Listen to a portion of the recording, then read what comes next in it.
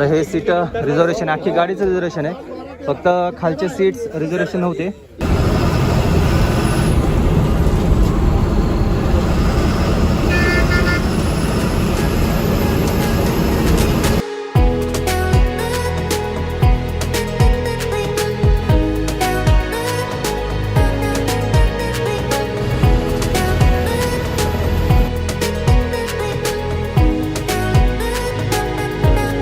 नमस्कार मंडळी, मी विजय स्वागत करतो एका नवीन प्रवासामध्ये. तर मी आज आहे जालन्यामध्ये. पाहू शकता तुम्ही हे जालन्याचं बस स्थानक, आणि आज आपण प्रवास करणार आहोत जालना ते बुरहानपूर. बुरहानपूर हे मध्य प्रदेशमध्ये येतं आणि टाइम बघा 6:45 झालेत. बहुतेक 7 किंवा 7:30च्या दरम्यान गाडीचा टायमिंग आहे जालन्यामधून. पाहूया आता गाडी किती वाजता येते आपली. बराच वेळ झालं, म्हणजे मी कधी आलेलो आहे, जसं अंबाजोगाईचा ब्लॉग पूर्ण केला त्याच्यानंतर डायरेक्ट जालनामध्ये आलो होतो. बुरहानपूरला जायचं कारण तुम्हाला पुढच्या ब्लॉग मध्ये पाहायला भेटेल. तर पाहूया आता वाट गाडीची. पुणे, पुसद, शिरूर, संभाजीनगर, जालना, अहमदनगर, मेहकर, वाशिम मार्गे पुसदला जाते गाडी. जालना ते बुरहानपूर अंतर आहे 218 किलोमीटर. वेळ दाखवत आहे साधारण 5 तास, आणि मला वाटतं बहुतेक बुलढाणा मार्गे जाईल. चिखली, बुलढाणा, मुक्ताईनगर आणि बुरहानपूर असा मार्ग असेल बहुतेक. जाफराबादच्या गाड्या भरपूर आहेत बरं का. ही पण पलीकडची पण जाफराबाद चालली, ही पण जाफराबाद चालली. बहुतेक गाडी आली वाटतं. ही पण जाफराबादच आहे. तशी झोप म्हणायची तर म्हणजे झोपलोच नाहीये मी रात्री. साधारण गाडीमध्ये जेवढी झोप झाली तेवढीच, त्यामुळे डोळे एकदम असे जळजळ करतात आहेत माझे. पाहूया आता कसं होतंय. ब्लॉग होतोय का नाही ते पण माहिती नाहीये मला. बस ट्राय करतोय, कारण की सातत्य राहावं ब्लॉगमध्ये, त्यामुळे मी प्रयत्न करतोय. आता विचार होता की डायरेक्ट बुरहानपूर पासून जी गाडी आहे त्या गाडीचा ब्लॉग बनवायचा. ती पनवेलवरून आलेली, पनवेल जाफराबाद. तर ही आहे छत्रपती संभाजीनगर वाशिम. ही आली नागपूर गाडी. आपली गाडी आहे का नाही जाफराबाद आपलं, सॉरी बुरहानपूर. तर ही इंदोर गाडी आहे, जालना इंदोर. ही बुरहानपूरवरनं जाते.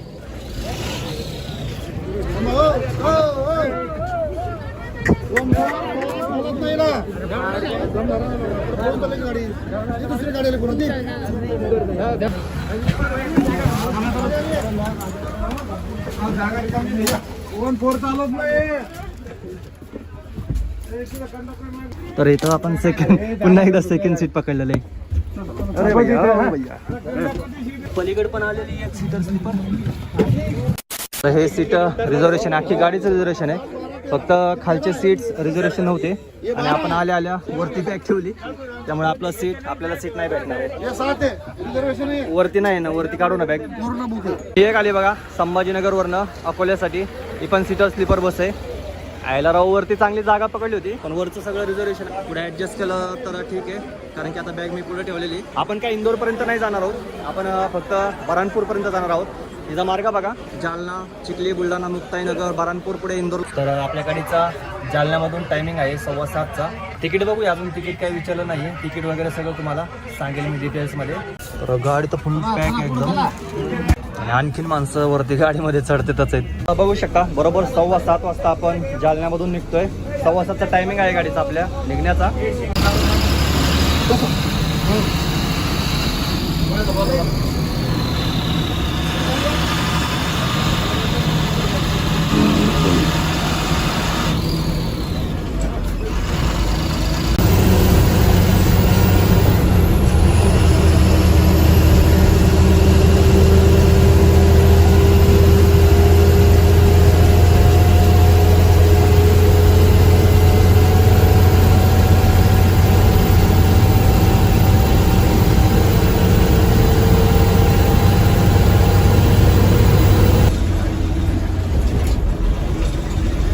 तर मंडळी, हे आलं आहे आपलं देऊळगाव राजा.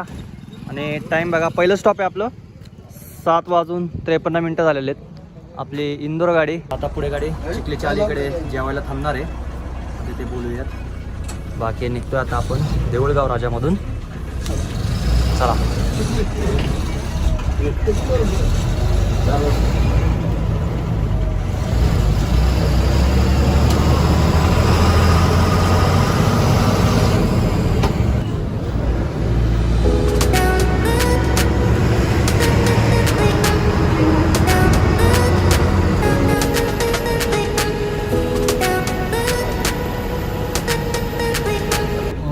देऊळगाव मही. टाइम बघा 8:20.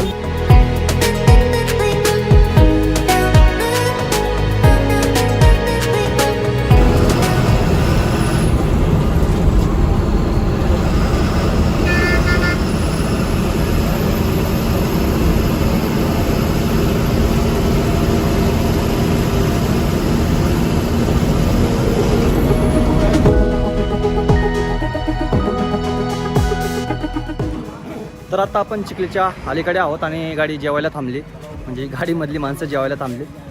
बाकी आपली गाडी बघा आणि इथून थोड्याच अंतरावरती चिखली आहे. मी काय बहुतेक मला एवढी भूक वगैरे नाही आहे कारण की 4 वाजताच मी जेवण केलं होतं. पण बघूया काय असं म्हणजे ताक वगैरे काय भेटते का बघूया.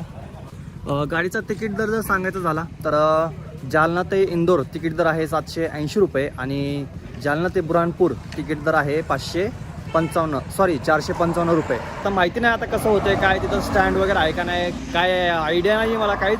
इंदोरपर्यंत पण आपल्याला ऑप्शन आहे गाडीचा जाण्याचा, पण मला तिथून दुसरी गाडी कव्हर करायची, ते तुम्हाला पुढच्या ब्लॉगमध्ये पाहायला भेटेलच.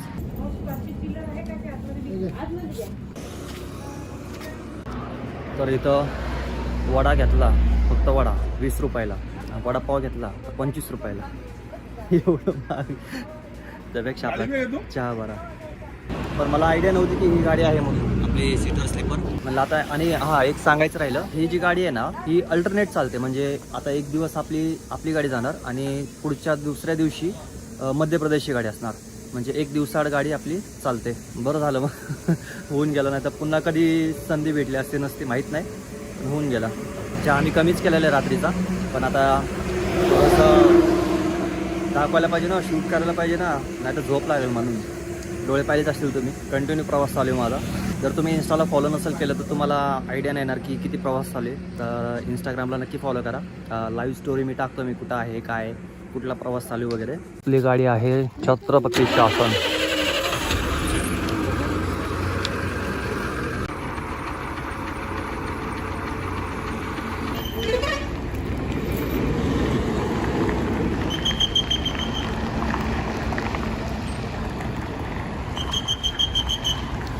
तर चला मग निघूया आणि पुढच्या प्रवासाला सुरुवात करूया.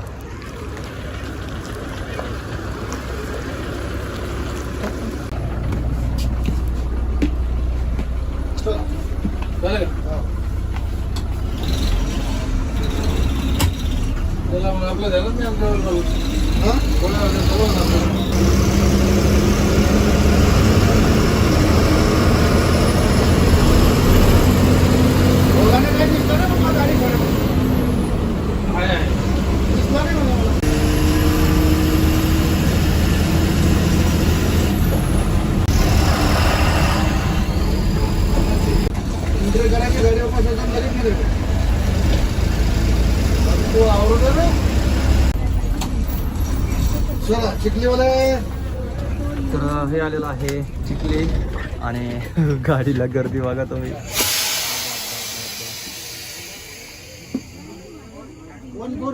गाडीला तिकीट जास्त आहे, कोणी बसू नका, कोणी पूर्ण रिझर्वेशन आहे. 7, 12, 13 टाइम झालाय बघा, 9:30 वाजता आपण पोहोचलो आहोत चिखलीमध्ये. अरे दमानी एका एकाने या, नाही तर कोणालाच येता यायचं नाही.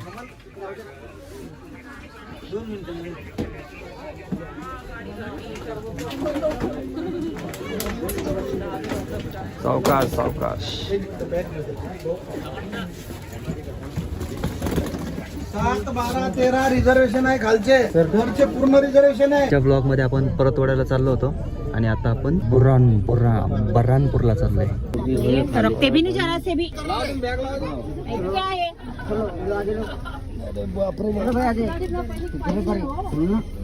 इधर है, इधर चलो, इधर है दरवाजा. बसलो होतो ते सीट रिझर्वेशन आहे, जिथं बसलो होतो ते रिझर्वेशन आहे. समोरची शिवशाही आपली नागपूर पुणे, आपली अख्खी गाडी पॅक आहे.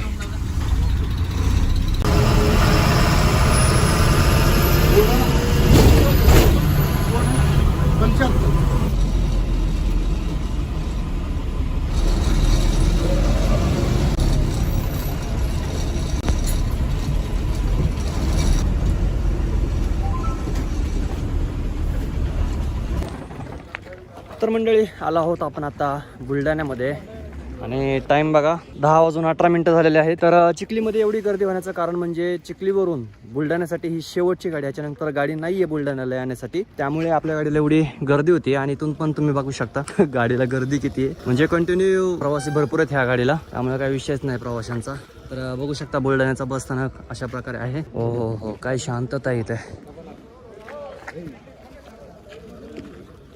जागा जायचं काही कारणच नाही आहे, कारण की सीटच नाही आपल्याला. आपण आता पुढेच बसणार आहोत आणि काय आता लांब नाही आहे जास्त. आता इथून पुढे आपल्याला मुक्ताईनगर लागेल आणि मग पुढे बुरहानपूर.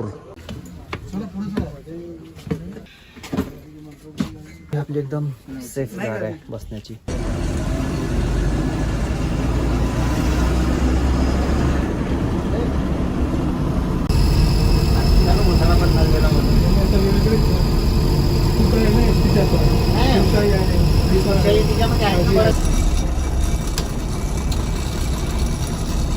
तर मंडळी आला आहोत आपण आता मलकापूरमध्ये आणि हे मलकापूरचं बस स्थानक. टाइम बघा 11:20 झालेले आहेत. ॲक्च्युली हे मलकापूर जे आहे हे बुलढाण्यामध्ये येतं. आपण बुलढाण्यामध्ये आहोत आणि जे दुसरं मलकापूर आहे ते आहे आपलं कोल्हापूरमधलं मुक्ताईनगर लागेल. आता जो मलकापूरपासून आपण मुक्ताईनगरपर्यंत प्रवास करणार आहोत तो राष्ट्रीय महामार्ग 53 वरती करणार आहोत. तर आता बघा तुम्हाला पाहायला भेटेल राष्ट्रीय महामार्ग 53. तर प्रत्येक स्टॉपला एवढीच गर्दी म्हणजे गाडी निघाल्यापासून.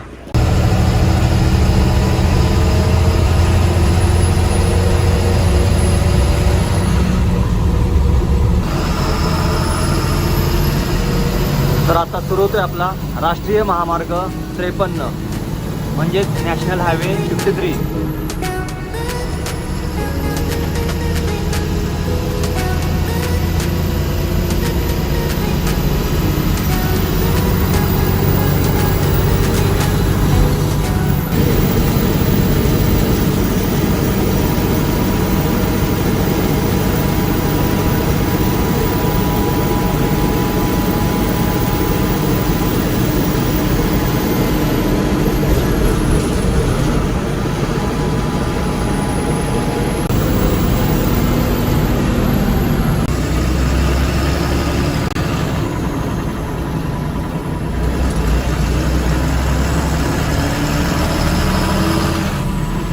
मुक्ताईनगरचं बस स्थानक आहे.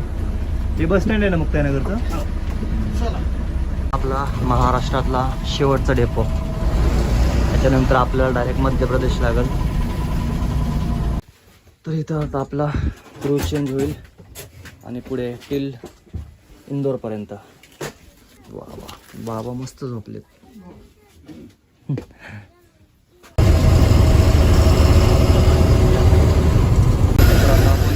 नदी क्रॉस करतोय.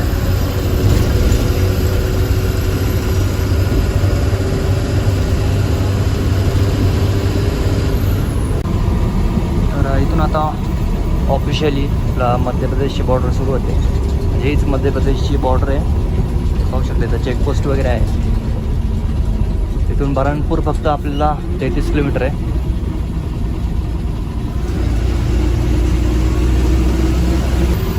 तुम्ही लाईन पाहू शकता. चेकपोस्टमध्ये गाडी चेक करण्यासाठी किती मोठी लाईन आहे.